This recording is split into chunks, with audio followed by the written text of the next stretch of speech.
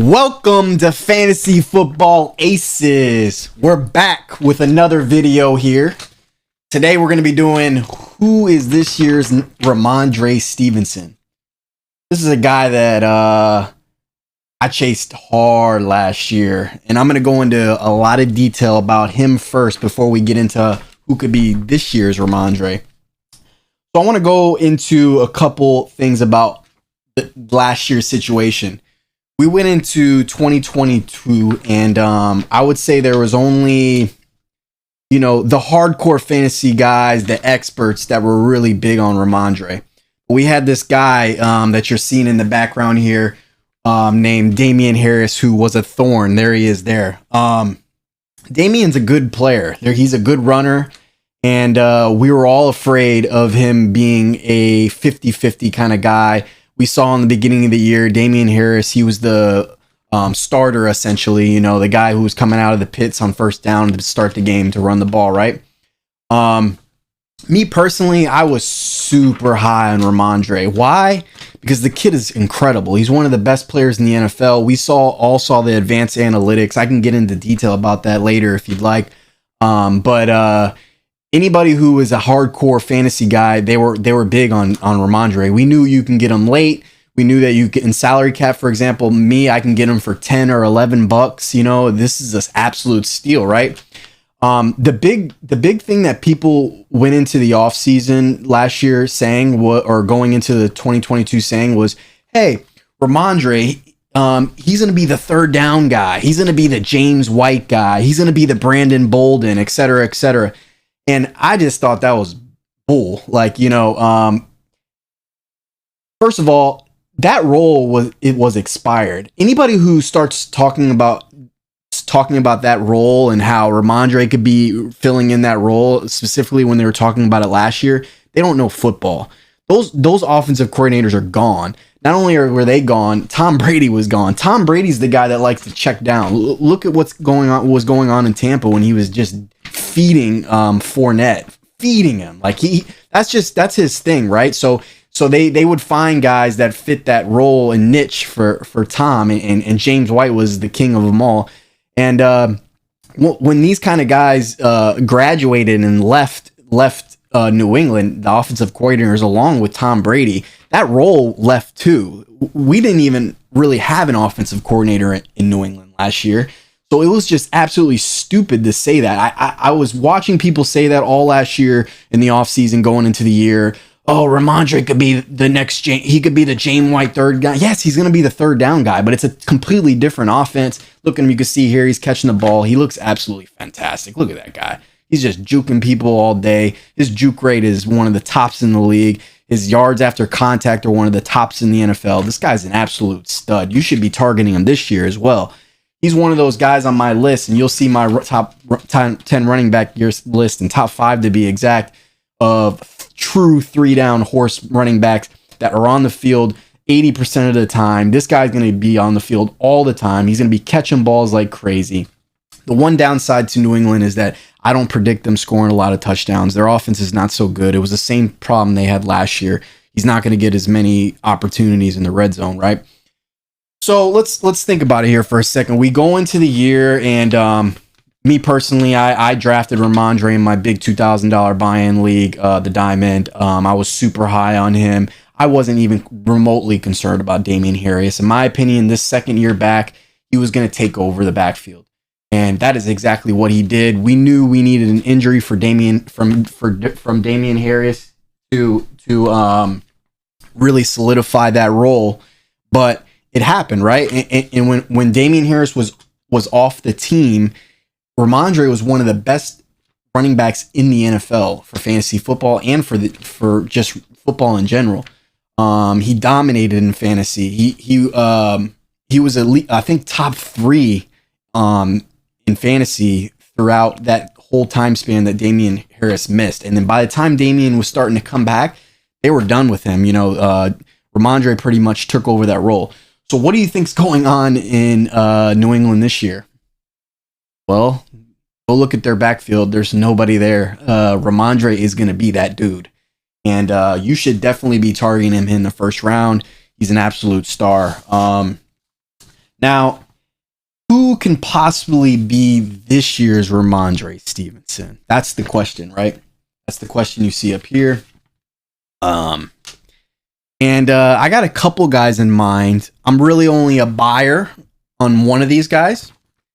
And let's find out who that is. I'll let it present itself here.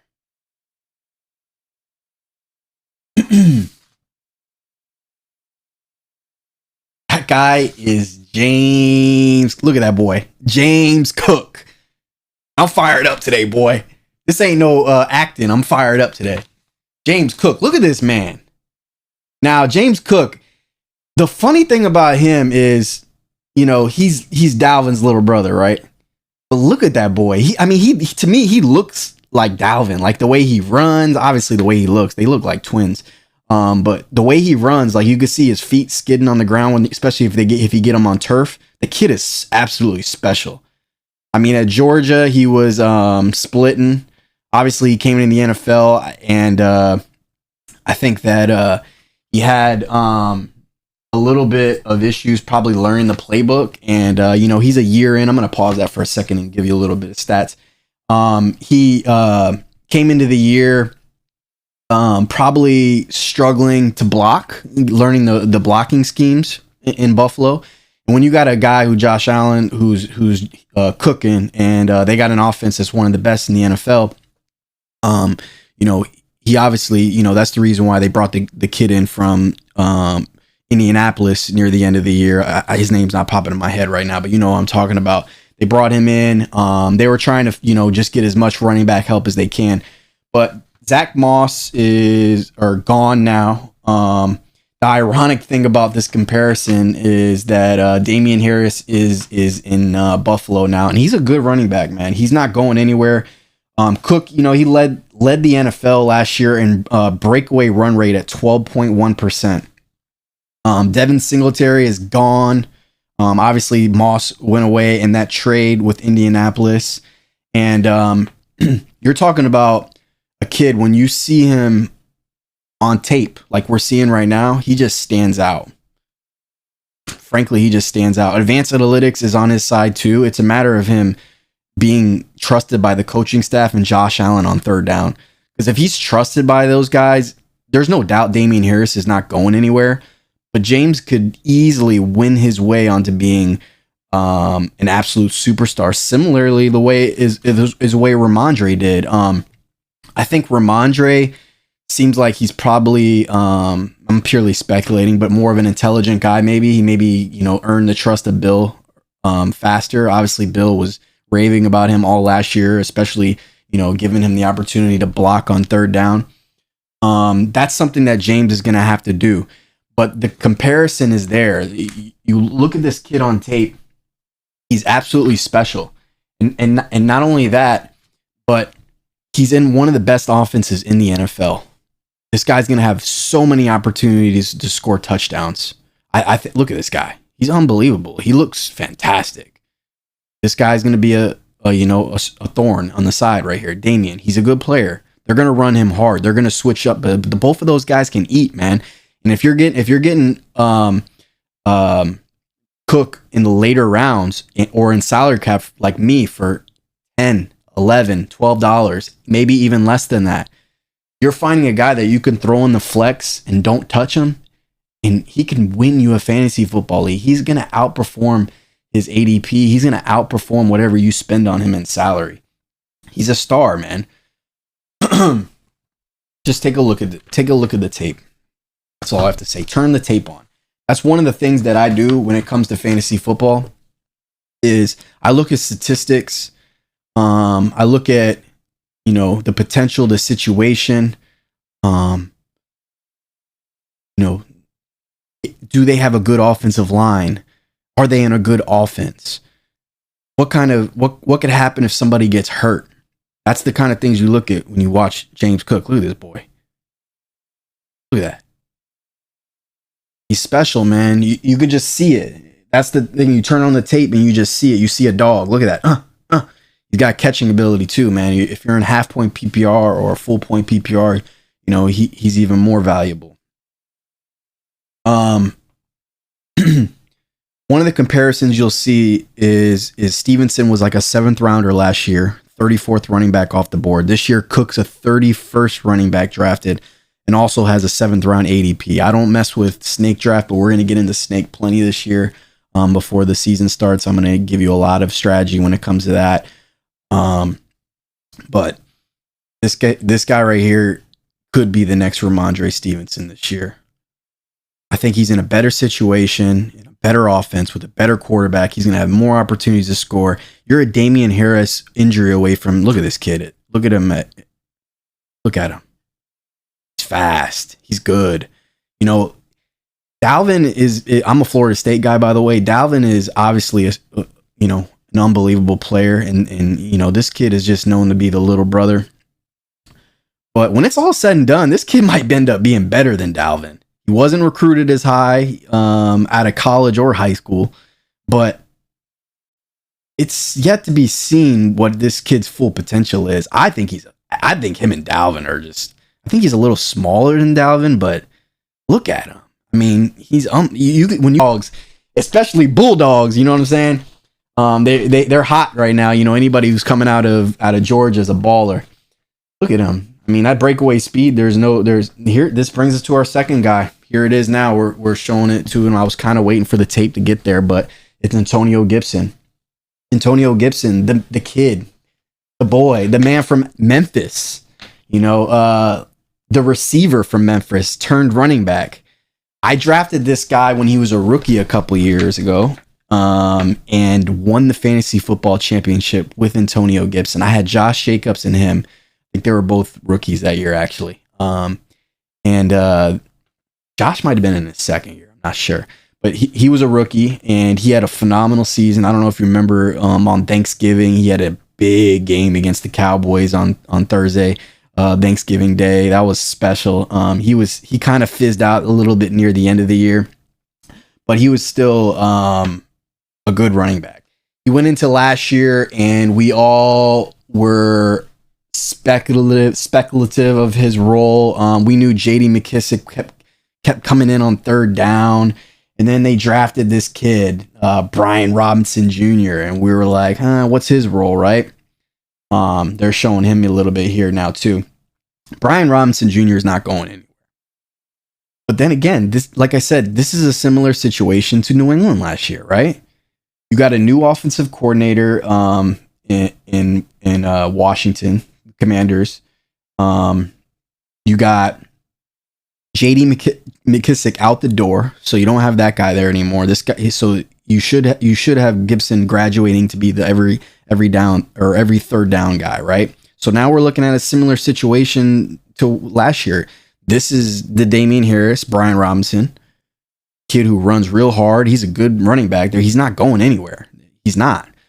But that leaves Antonio Gibson, with potential upside if this kid gets hurt. If he gets hurt, he's the guy on the roster. He's a former receiver. Are they gonna utilize him in the slot like they did with Curtis Samuel? Or are they gonna get creative and maybe make him like a Deebo Samuel kind of role, or what Curtis Samuel is already doing with Washington? Gibson, the talent's still there. I mean, we know he's fumbled a lot last year. That kind of hurt him. But he's got a lot of talent. And I feel as if I'm not buying on him personally. As a matter of fact, I'll be straight honest with you. Like I'm not drafting anybody on Washington Commanders. It's one of my philosophies, and you'll learn about that philosophy soon. I actually have another video coming out soon that's going to cover that philosophy. But I'm not drafting anybody on Washington. But my point is you're going to be able to find Gibson later in the draft. If you're on the 0 running back strategy, which I think is the worst strategy ever. I know statistically it's proven to be actually a winning strategy, but I got to see more data on that in the long run. I don't like that data. I think that you're going to win fantasy football leagues if you're going after 3-down dog backs that are workhorses, and they're a dime a dozen in the NFL now. We'll get into that in another video as well.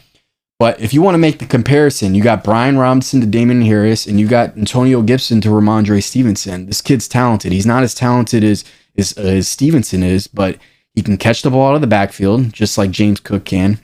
and Stevenson can. And he's a good player. He won me a league, like I said, a couple years ago. He was very disappointing last year, but maybe this is his rebound year. You can get him late, probably 7th, 8th round in ADP. We'll check into those mock drafts in another time, but if you've done your research, you know this already. And salary, you can get this guy for $9-10. Take a gamble on him. Roll the dice. You know what I'm saying? Gibson, he's still a good little player. Just speaking, one point I wanted to make about James Cook is, there he is there. By the time he's able to really get accustomed to the team and the playbook, which is 2 years in. Typically, the second year running back is somebody who really takes off because the coaches start to trust them. They start to know the plays better. And more importantly, they can block for their quarterback. And I think that if you go after one of these two guys late, you may find yourself an absolute steal. And you might find yourself the next Rhamondre Stevenson. Don't forget to subscribe and like the video, show some love, man. We're going to keep these things rolling. And I'm looking forward to the next one. Looking forward to seeing y'all boys on the next video. I'm going to do some mock drafts in a couple days here. I might do it live, so we'll do a live stream here. Looking forward to seeing you guys.